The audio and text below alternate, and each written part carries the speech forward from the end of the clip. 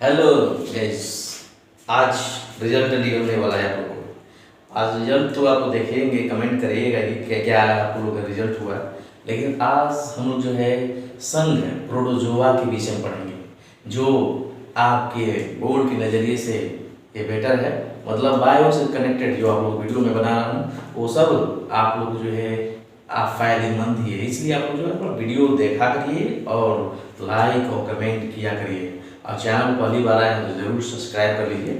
चलिए वीडियो पे चलते हैं। तो संघ हम लोग जो है प्रोटोजोआ प्रोटोजोआ के विषय में पढ़ेंगे।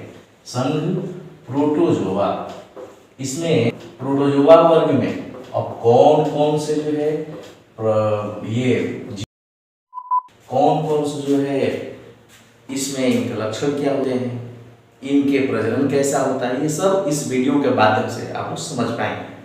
चलिए आगे चलते हैं। तो संघ प्रोटोजोआ के विषय में पढ़ेंगे। इसके एक एक करके मतलब जब कहा जाता है, लक्षण समझिएगा कि कहा जाता है कि प्रोटोजोआ वर्ग सबसे सरल जीव है। मतलब जब सृष्टि का निर्माण हुआ तो सबसे पहले इस संघ प्रोटोजोआ वर्ग के प्राणी ही जन्म लिए।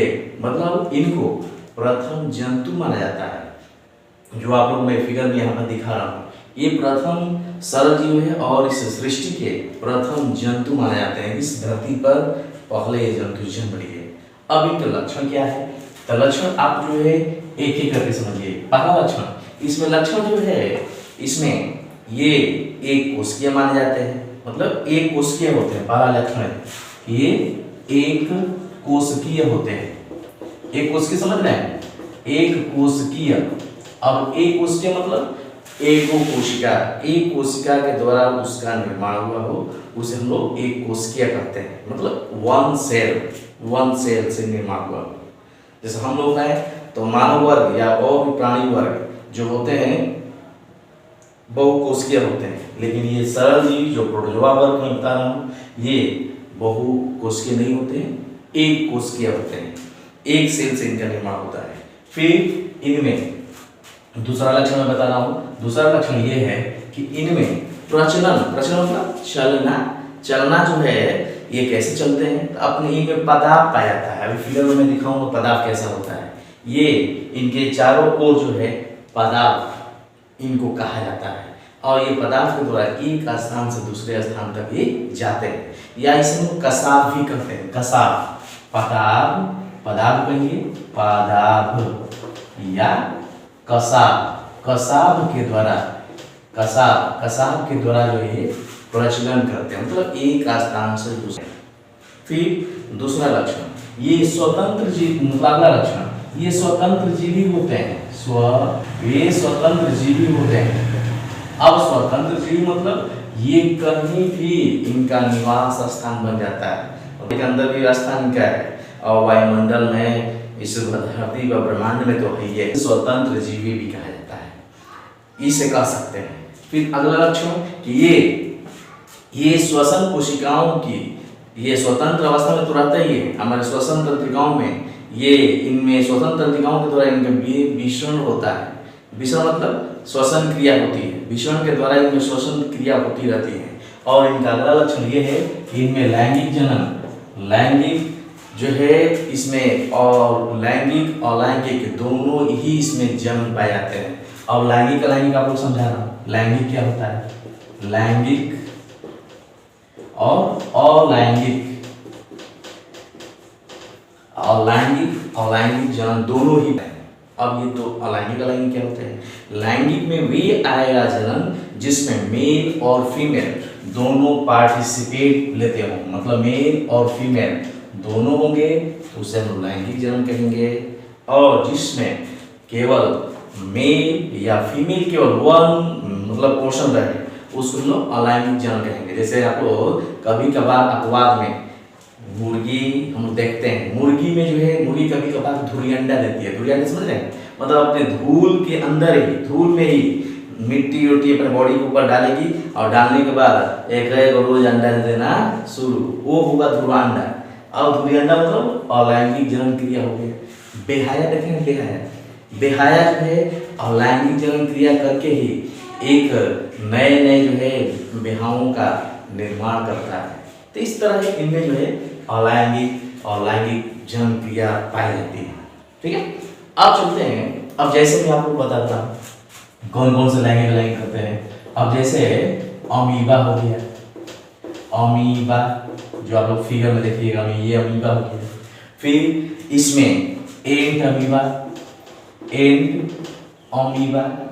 अभी मैं पहले ही बोला हूँ कि ये हम लोग बॉडी के अंदर भी पाए जाते हैं।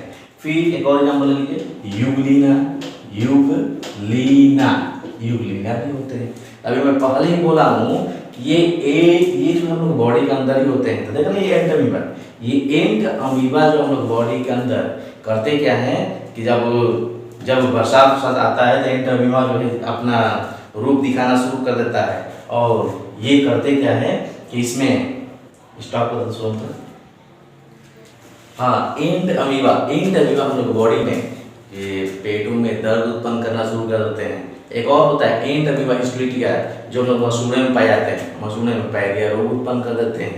ये सब ये प्रोटोजोआ वर्ग के ही सब ये लक्षण है और हम लोग बॉडी के अंदर ये रोग भी उत्पन्न करते रहते हैं।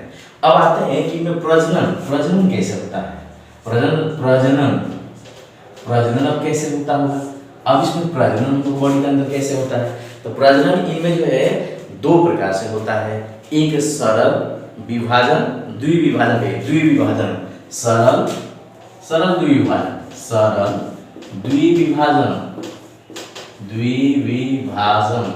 द्विविभाजन के द्वारा होता है। और दूसरा, पहला जो है सरल द्विविभाजन और दूसरा बहुविभाजन के द्वारा इनमें प्रजनन होता है। बहुविभाजन, इस तरह इनमें दो प्रकार के प्रजनन हो गया, सरल विभाजन और बहुविभाजन। सरल में क्या होगा कि ये अपने बॉडी को केवल सरल रूप से दो भागों में डिवाइड कर देंगे, तोड़ देंगे। जैसे मान लीजिए ये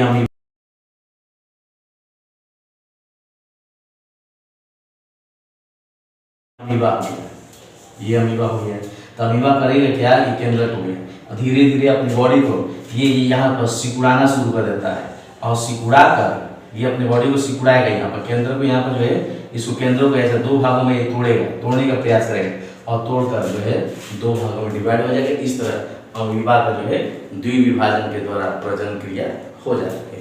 और बहुविभाजन में होगा क्या कि यही अमीबा करेगा क्या कि एक दो भागों में तोड़कर उसको अनेकों भागों में तोड़ना शुरू कर देगा, जिसको हम बहुविभाजन कहते हैं। अब आता है प्रश्न कि इनका वर्गीकरण कितने भागों में तोड़ा गया। इनका वर्गीकरण कितने भागों में किया गया है, मतलब कितने पार्ट इनके होते हैं। तो ये पार्टों को मैं नाम बताता रहा हूँ एक एक करके, जिसमें आप लोग को जो है इस प्रोटोजोआ वर्ग को 5 पार्ट मान के चलते हैं साइंस के अनुसार। आप लोग 5 पार्टों का मैं नाम बताता रहा हूँ, यहाँ पे एक एक करके देख लीजिए। पहला, चलिए यहीं पे लिखते हैं पहला पार्ट जो है मैस्टिगोफोरा होता है। मैस्टिगोफोरा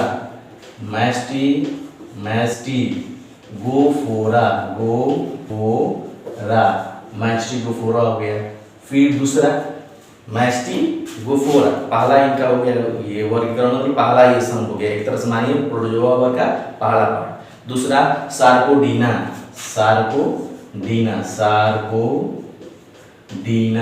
ये दूसरा इनका पार्ट है, इस प्रोटोजोआ वर्ग का पार्ट हो गया।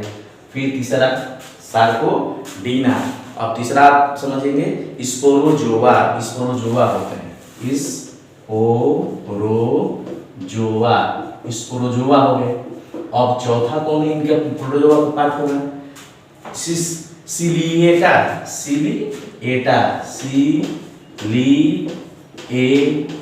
सिलिएटा होता है। और पांचवा समझ लीजिए, पांचवा कौन सा होंगे, सिलिएटा पांचवा हो गए। और पांचवा हो जाएंगे अपेला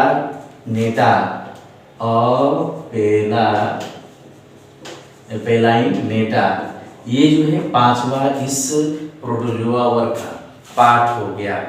इस तरह इनका जो है इतने वर्गीकरण को तोड़ा गया इनके भागों में।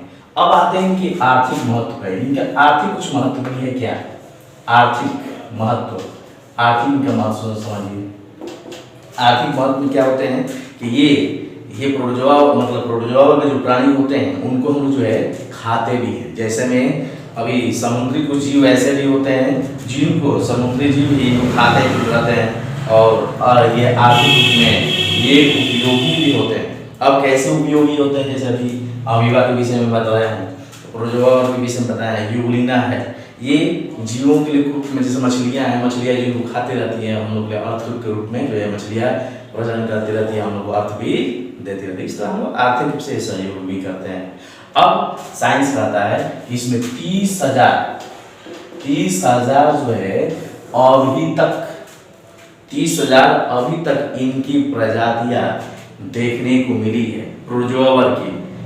30,000 प्रजातियां प्रोटोजोआ की है, जिसमें हम लोग केवल आप लोग जो है नाम मात्र के ही पढ़ा पाते हैं, जिसमें हम लोग जो है नाम बस पकड़ा देते हैं, अमीबा है, एंटीमीबा, यूग्लिना, पैरामीशियम, यूग्लिना है, इस तरह हम नामकरण करके आप लोग बता दिया जाता है, जबकि 30,000 इनकी प्रजातियां है। वीडियो आपको